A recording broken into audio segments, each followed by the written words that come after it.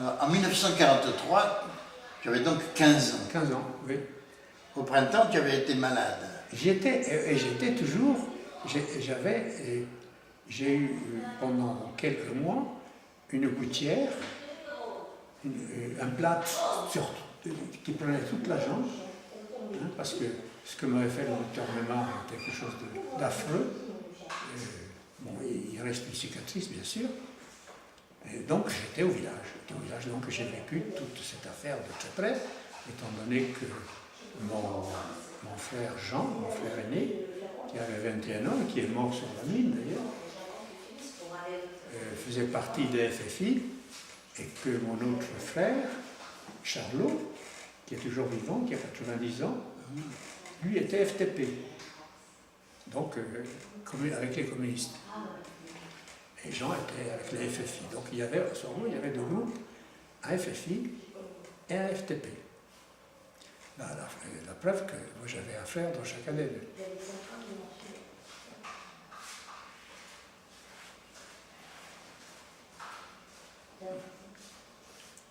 Ça y est?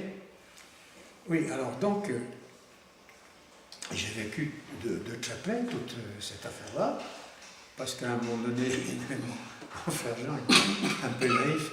Moi, j'avais été, avant de la maladie, j'avais été interne au lycée, et mon père, comme il était un peu pétainiste sur les bords, avait voulu que j'apprenne l'allemand. Donc je faisais l'allemand, et je me souviens que les résistants, avec mon frère en tête, voulaient qu'ils avaient pris des notes sur les camions, enfin des numéros sur les camions, pour savoir la signification que ça pouvait avoir.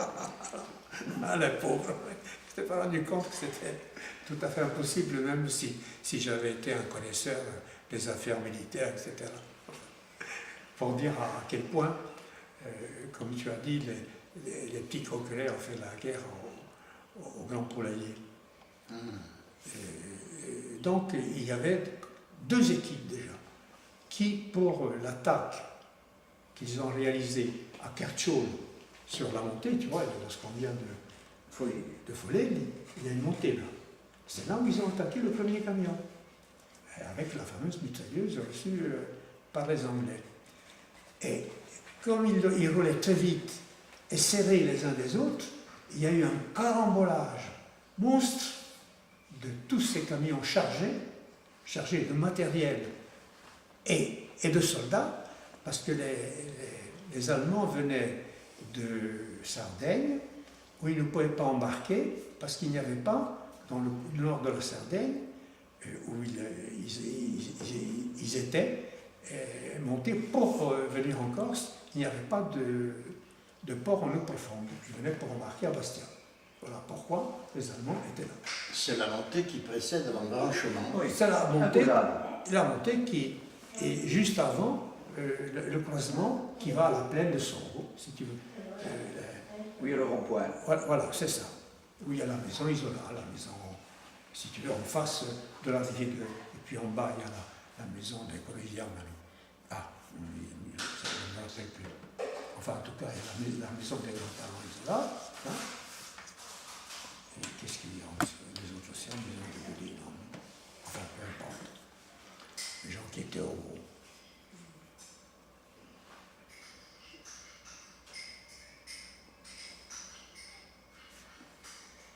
Oui, alors donc,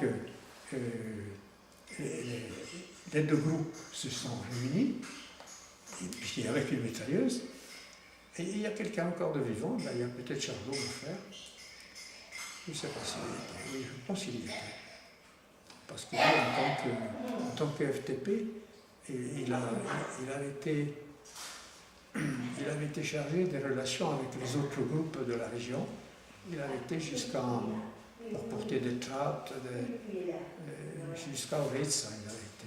Parce qu'à un moment donné, il avait été arrêté par les Italiens. Alors, je suis un peu confus, là, on va jusqu'au Calan. Oui. Alors, il disposait de quelques armes individuelles et puis d'une mitrailleuse sur laquelle il comptait beaucoup. Voilà. Et ils ont tiré sur le premier. Donc, tu l'as écrit ça, sur le premier camion allemand, qui a été pulvérisés, encastrés par les autres. Et à ce moment-là, non seulement la mitrailleuse a tiré, mais toutes les autres armes qu'ils pouvaient avoir, des fusils de chasse, des pistolets, ils en ont tué quelques-uns d'Allemands. Ils en ont tué quelques-uns. Mais là, après, ils ont fui, bien sûr, parce que les Allemands étaient nombreux. Hein, ils venaient de Sardaigne, ils étaient nombreux. Il y avait, je crois, une vingtaine de camions, tous chargés de matériel et d'hommes. Alors donc, ils ont décroché tout de suite les résistants, sinon ils étaient complètement anéantis. Mais c'est là quand même, ils se sont vengés en mettant des mines sur le chemin qui va de Kertchou à Sorbe, et où effectivement un groupe de FTP et FFI a été pris dans la mine, dont mon frère Jean, mon frère aîné Jean qui avait 21 ans, et il y avait aussi un Sémédé, Pierre-Marie Sémédé, qui était le frère de Bernard, donc Bernard est le père d'Antoine, et le grand-père du médecin, si tu veux, actuel. Le médecin s'appelle l'avocat c'est Pierre, et l'autre c'est Bernard. Voilà. C'est toi qui as parlé de Bernard? De Bernard. C'est Bernard. Le père de Bernard. Ils ont tenté de donner l'assaut au village, mais ils ne sont pas allés bien. Ah non, ils se sauvaient de... Oui. Ils n'allaient pas au village. Moi, je sais, oui. Mais Ils se sauvaient. Mais- Sur la route nationale, ça se passait. ils sont montés un peu en direction du village Non, pour non, faire non. des mines. Les mines. Ah oui, non, mais c'est après. Attends, ils ont été attaqués dans le pas de Kertchou, Oh oui, alors. et les Allemands, pour se venger, mais ils n'avaient pas le temps de faire autre chose, heureusement. Sinon, ils auraient fait un désastre. Ils les auraient tous trouvés. Parce qu'ils n'étaient pas nombreux, hein, et ils étaient à saut.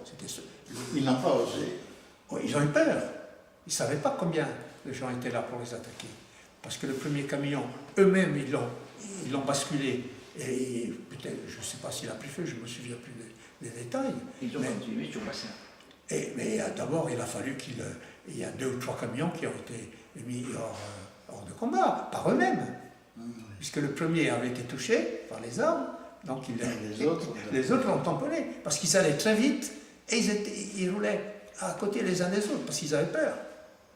Il y a eu le carambolage. Voilà, il y a eu le carambolage. Donc ça a été quelque chose de formidable. Alors, d'autres ont continué sur Bastia et d'autres sont montés à Saut. Alors, bon, bien sûr que dès qu'ils ont tiré, qu'ils ont vu qu'il y a eu le carambolage, ils étaient 4 ou 5. Ils étaient 4 ou 5 avec la mitrailleuse. Ils n'étaient pas nombreux. Les Allemands ont essayé de se venger, mais rapidement. C'est comme ça ils sont montés, puis ils ont mis une mine. Ils ont mis une mine à l'endroit où il y a l'Estelle actuelle. Oui. Voilà. Et la mine a... La mine a tué 4 résistants. 4 résistants, plus un autre, je sais pas qui était. C'était joint par hasard un jeune de 16 ans. 4 résistants. 4 résistants, plus un jeune qui. Bon, il a été. Du village. Oui, du village, oui. Tous du Qui est village. mort avec eux. Voilà, qui est mort avec eux. Paul Casalt. Hein. Paul Il Casalt. s'appelait Paul Casal. Le jeune. Sinon, il y avait. Les gens étaient. Mon frère aîné, Jean. Mon futur beau-frère.